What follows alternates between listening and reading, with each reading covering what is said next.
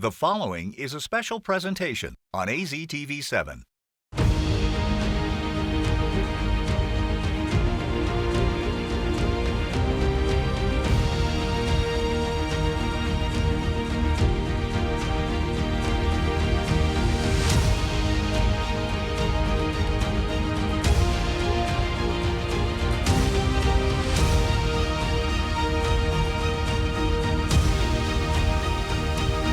Welcome to Before You Vote. I'm Mike Broomhead. This AZTV special program is here to help you, the voter, understand the 2022 midterm election.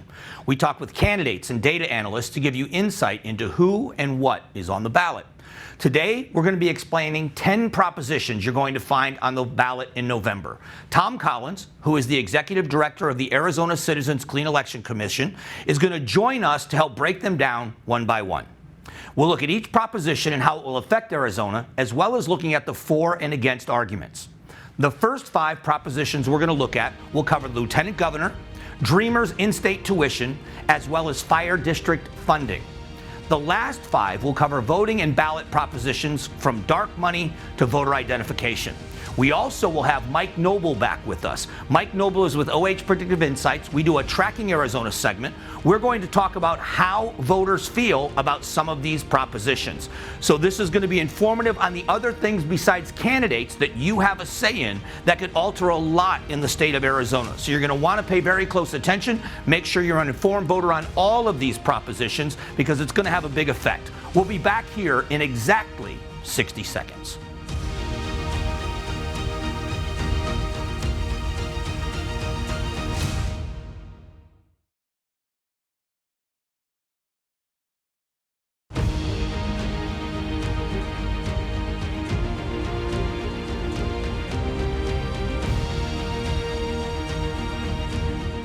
Welcome back to Before You Vote. Joining me right now is the Executive Director from the Arizona Clean Elections, Tom Collins. Thanks for doing this, Tom. I appreciate it. Thanks for having me.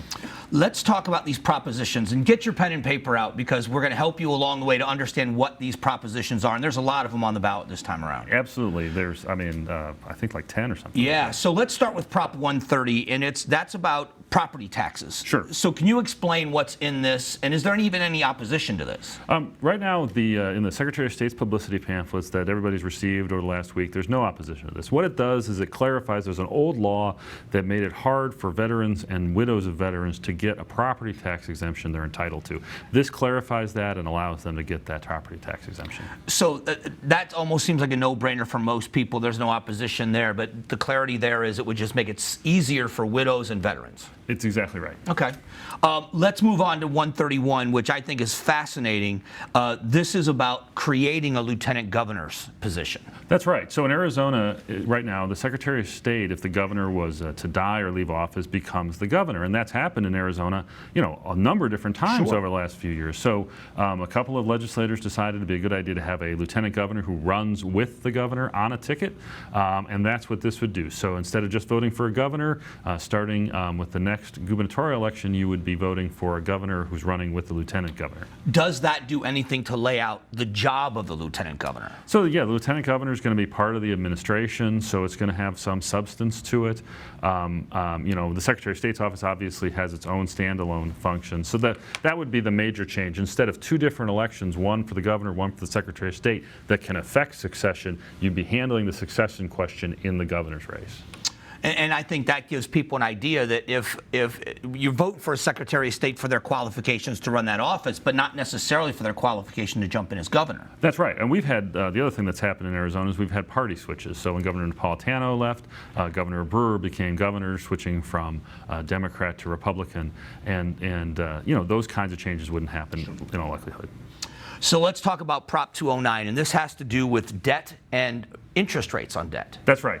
So, what this would do is lower the maximum interest rate on medical debt and raise the exemptions of a certain amount of assets under collections. So essentially, the idea there is that if you have a medical debt, you're going to get a little bit of a break on what kind of money, what kind of access to your state, your financial portfolio that the collector can get, and also the maximum interest rate that they can collect from you. Is there a pushback? Is there an opposition to this one? Well, I think this is the kind of thing where you'll have, folks saying, well, look, I mean, you're going to have, does it affect medical choice? Does it affect the marketplace? Does it, there was a lawsuit over this one to try to remove it from the ballot over how it affected the law. So, I think that's, where you have money at stake, you're obviously going to have folks who are going to say, look, this is going to affect the contracts that you entered into and the functioning of the medical marketplace. One of the propositions I think that is going to be most watched and most discussed is 308. And Sure. this has to do with the Dreamers. That's right. So back in the mid-2000s, voters in Arizona passed a referendum that said that if you were not lawfully in the country, you could not be eligible for in-state tuition at Arizona colleges and universities. And so this would essentially reverse that. And so, yeah, the legislature passed this and put on the ballot, which itself is interesting, right? This wasn't a initiative with people gathering signatures, but the legislature actually, majority legislature, put this on the ballot. But it would reverse what's been in place for the last 15 years. Maybe you can explain this. What is the reasoning behind the legislature doing that? Instead of passing a law itself, why would they send it to the voters? Well, there's a couple of different reasons for that. In this particular case, the voters, our Constitution basically restricts the legislature's ability to outright repeal a measure that's been passed by the voters. So in this case, in order to get the voters to change their mind on this, they have to offer the voters that opportunity. So, and the big example of that is right now we're dealing with the education spending because of a 1980 proposition. That's right. That it takes 2/3 majority in the House and the Senate in order to change that, to get to at least override it temporarily. Right. So, yes, there are, because we have this initiative and referendum provisions in our Constitution, that makes, our public policy process a little bit more complicated sometimes. But this is an example of where the legislature, its hands are tied if it felt like this policy was bad. On the other hand, obviously, it also allows the legislature who votes for it to say, look, my job here is to provide the voters the opportunity. I'm not necessarily saying I agree with it or don't agree with it. Right, and so it's almost like making sure you've got clean hands either way at the end of it. That's right. All right, so let's talk about Prop 310, this fire district. What would this do if you're creating this? Is there any controversy in this? But what does it do if it passes? Okay, so this would create a 1/10 of 1 cent sales tax that would fund a fire district fund to support local fire districts. Now, local fire districts are, if you live in an unincorporated area, if you live in a city, you're getting your fire service through your city for the most part, Phoenix, Tempe, But if you live in an outlying area or in a county island or those kinds of situations, you have a special taxing district, and it's got a board of folks who elect, and they essentially are taxing you to raise funds for your local fire department. Now, some of those places come into different financial straits, and what this would create is a fund that would back them up. In the Secretary of State's publicity pamphlet, there are some fire districts that say, look, we're handling our business correctly. We don't need this extra subsidy, so we don't think this is necessary. On the other hand, some firefighters and some fire districts are saying, no, this is a good backstop to ensure that to ensure that folks are getting the fire services and safety services that they need. So this is not going to supplement anything in an existing, like the city of Phoenix is talking about being dramatically understaffed and under-equipped with their fire departments. It's not going to affect them. No, this is not a city thing. This is for fire districts. Your Sure. city taxes are already covering that.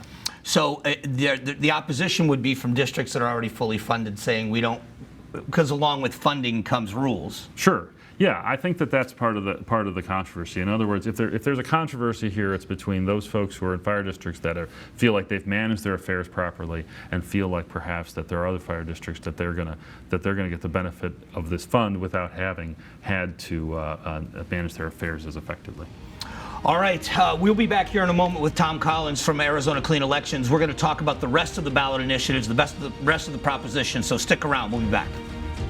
Coming up, we're looking at where Arizona stands for each of the propositions on the ballot this November. Plus, later in the show, we're covering the last 5 ballot propositions with the Arizona Citizens Clean Elections Commission. Find out what laws could affect the way you vote. This is Before You Vote.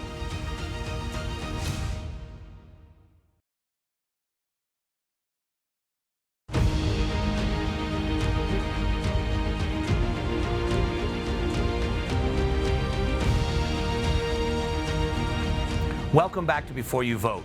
Joining us right now is Mike Noble from OH Predictive Insights with our Tracking Arizona segment. Welcome back, Mike. Thanks for having me back, Mike. This week, we talk about ballot initiatives because there's a lot of them, but I want to focus on a couple of the big ones. Let's start with Prop 308, which would give in-state tuition to the dreamers. Tell us about this poll or this prop. Well, it's interesting when we look at this issue because it's been around for about the last 6 or 8 years being talked in the public policy realm. However, nothing's really been done until they've qualified it to be on the ballot this November. And what's interesting is that a majority of voters, or 54%, are in favor of support if the election was held today, and only a quarter are against it, with the rest remaining undecided. So right now, it's looking in a pretty good position. Well, let's talk about another one I found very interesting. You know, the state of Arizona doesn't have a lieutenant governor, which means the Secretary of State is first in line. And there is a prop now, 131, that would change that. What are you seeing in this one? Well, what's interesting about when we're adding things, especially with voters, they're typically not too keen on it. But remember, Arizona, we've had some special events in the last few years. We're home to the Maricopa County audit that got national attention, but also with the race for Secretary of State. And what's interesting is that we see a majority of voters are actually in favor of putting the lieutenant governor on there, because right now the Secretary of State is second in line for governor.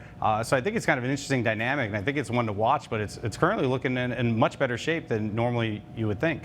Finally, let's talk about Prop 211. They are calling this one the dark money prop. What are you seeing?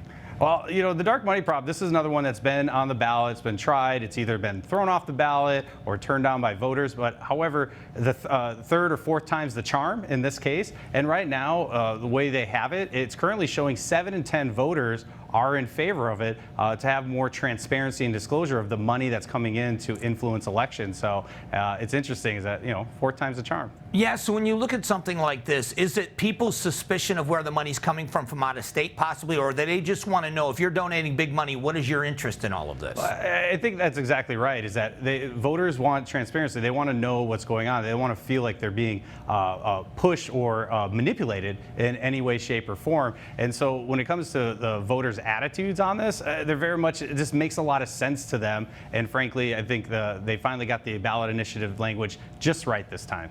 Yeah, so to be clear, it doesn't stop the money from coming in. It just tells you who is spending it and writing the checks. 100%.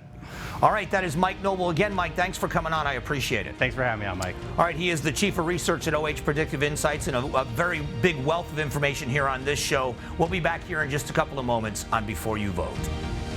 Coming up, what laws could affect the way you vote? Find out about 5 ballot propositions that could change how ballot measures are voted on and what you might need in order to vote in future elections. This is Before You Vote.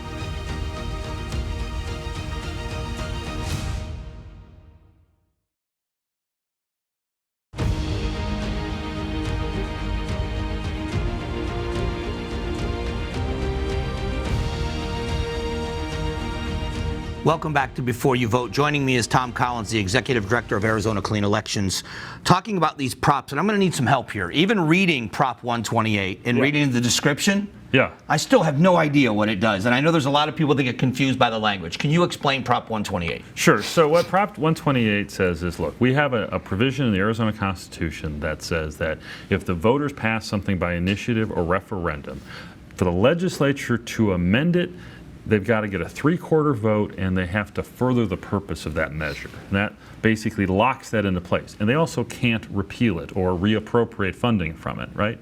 Now, sometimes what happens is that these measures have legal problems, and a provision here, a provision there might get found to be illegal. And the legislature then may say, okay, well, we would like to make changes to the rest of the program. They can't do that under the existing constitutional law. So what the folks who put this together say is, look, if the Arizona Supreme Court or the U.S. Supreme Court declares a part of a measure that has been passed by the voters illegal, we want to be free to, with a majority vote, make changes, repeal it, reappropriate those monies. The opposition to that says what, though? The opposition to that says, look, if one piece of an initiative has a problem with it, a referendum, that doesn't mean we should go KTAR the door and let the legislature do whatever it wants. The whole reason the Arizona Constitution was amended to put these restrictions on the legislature in the first place was the legislature ignored the will of the voters, and that was what caused this constitutional amendment in the first place. The folks opposed to this would say the legislature hasn't done anything to suggest they're going to start listening to the will of the voters, so why would we want to let some technical defect potentially in a measure, say KTAR the door on what the voters really want?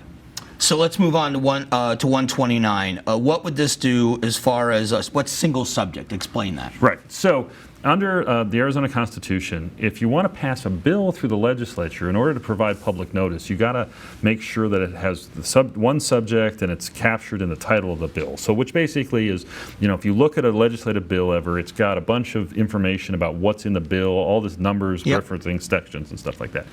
Now, the framers of the Constitution did not include that for the initiative process, which theoretically is supposed to be more informal and not necessarily as tight as the legislative process. Also, those voters are actually looking at the title and text, so they're getting the notice in reality, as opposed to looking at a legislative bill.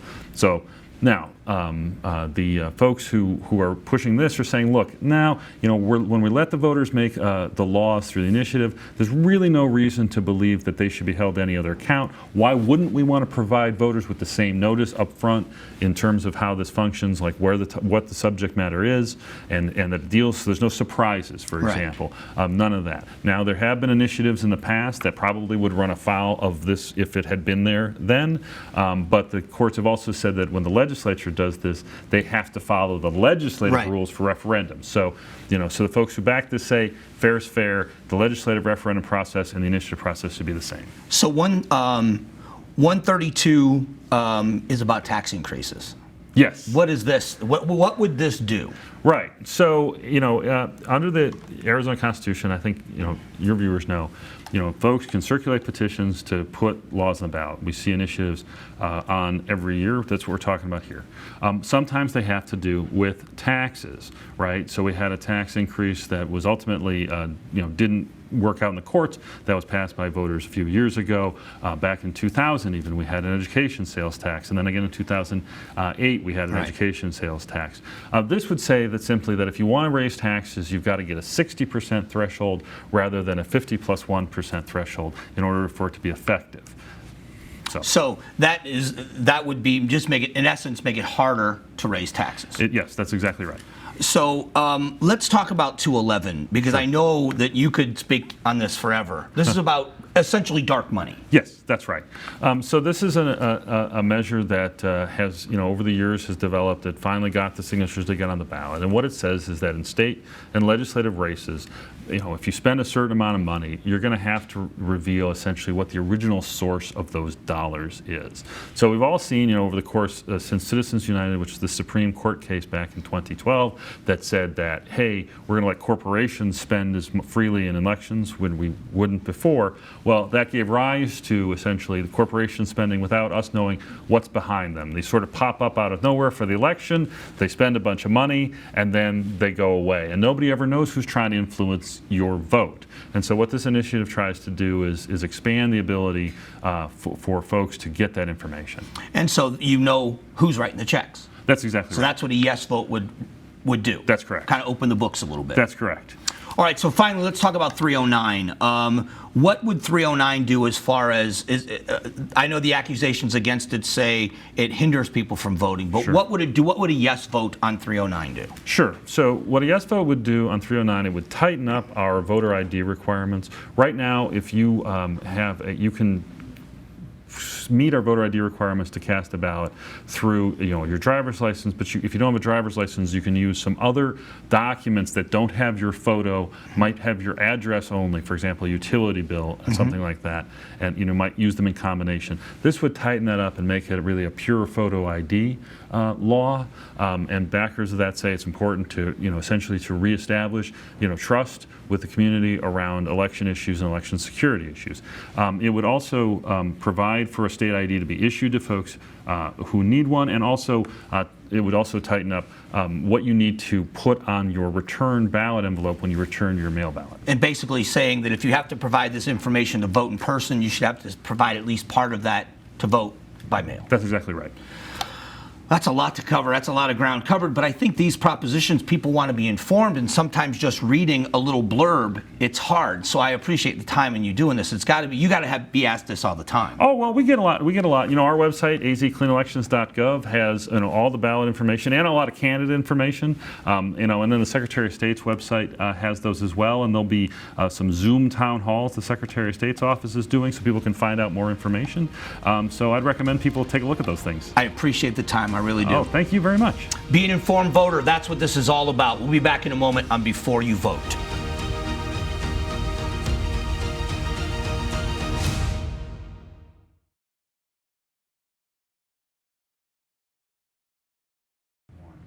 Welcome back to Before You Vote. A thank you to our guests, starting with Tom Collins, the Executive Director of the Arizona Citizens Clean Elections Commission, and all of the insight that he gave us on what each of these propositions do and what will happen if they pass. And a thank you to Mike Noble from OH Predictive Insights, as he told us what this means to voters on some of these very important initiatives.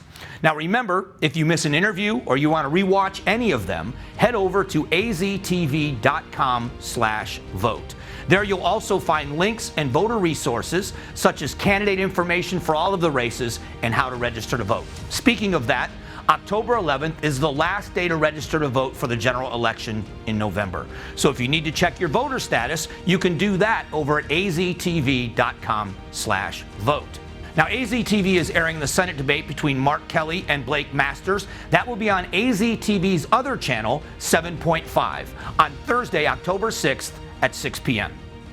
And here on this show, we'll be covering the debate with special guests and political experts, Chuck Coughlin and Rod McLeod. They'll be in studio helping us break that debate down. See the shocking moments you missed, and also some of the things they may have missed the mark on. The experts will tell us how they performed. It should be an interesting show. Remember, being an informed voter matters. The purpose of this show is to help you be an informed voter. So make sure you join us next week, right here on Before You Vote.